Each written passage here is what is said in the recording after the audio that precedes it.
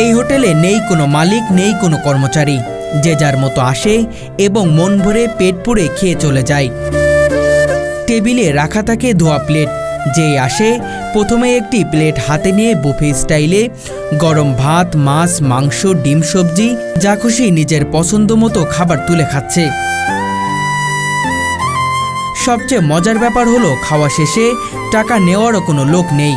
যে খেয়েছে সে নিজে হিসেব করে একটি ছোট্ট প্লাস্টিকের বয়মে টাকা রেখে চলে যাচ্ছে। শুনতে অবাক লাগলেও অবিশ্বাস্য মনে হলেও এটাই সত্যি। নিজের সবকিছু নিজের হাতে নেই, ভাত নেই নিজের হাতে, তরকারি নিজের হাতে, তারপর টাকা বয়ামের মধ্যে ফেলাই আমরা, ও টাকাও ধরে না। ভাঙাচোরা পলিথিনের ছাউনির নিচে দাঁড়িয়ে থাকা এই হোটেল যেন গরিবের জন্য স্বপ্নের বুফে। গরিবের বুফে, মনে করেন যে বড় হোটেলে যে বুফে খাওয়ার ক্যাপাসিটি থাকে না, তাই যারা একটু আমাদের মতো একটু লো ক্লাসে তাদের জন্য যে এটা পারফেক্ট। কোন লিমিটেশন নাই, আপনার যতক্ষণ পেট ভরে খাইতে পারবেন। হোটেলের এক কোণে ছোট্ট চুলায় সারাক্ষণ ধোয়া উঠছে। সেখানে রান্না করেন একজন মানুষ, চাঁদপুরের ছেলে মিজান, যিনি এই গরিবের বুফের স্বপ্নদ্রষ্টা। এখানে তো ফুটপাত, এটার ফের রেগুলার করা স্থায়ী কোনো দোকান হবে না। যদি আমার এটা ভাঙেও দেয় সিটি কর্পোরেশনের লোকে, আমি রাস্তার ভরে পলিথিন টাঙ্গে হইলো এই ইয়াটা ধরে রাখতে চেষ্টা করব।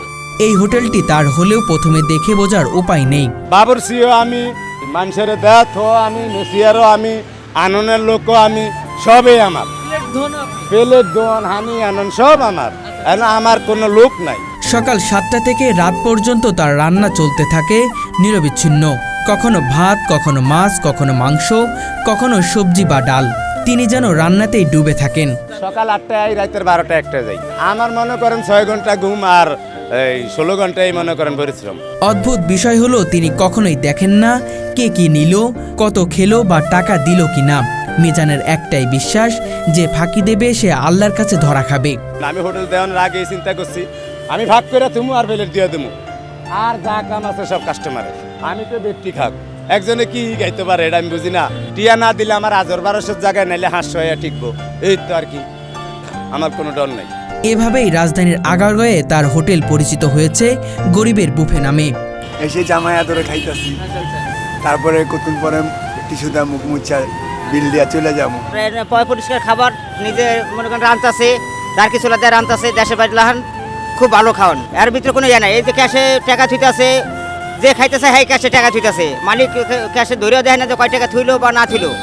আর সব হলো মানুষের উপর বিশ্বাস করে ছেড়ে দিছে। প্রতিদিন এখানে খায় 300 থেকে 400 জন মানুষ। রিক্সা চালক, অটো চালক, পথচারী, অফিসগামী সবাই নির্দ্বিধায় এসে পেট ভরে খেয়ে যায়। রিক্সা চালক, ভ্যান চালক, সিএনজি ওলারা বেশি, আবার অফিস আদালতের মানুষ আই, এই যে বড় বিল্ডিং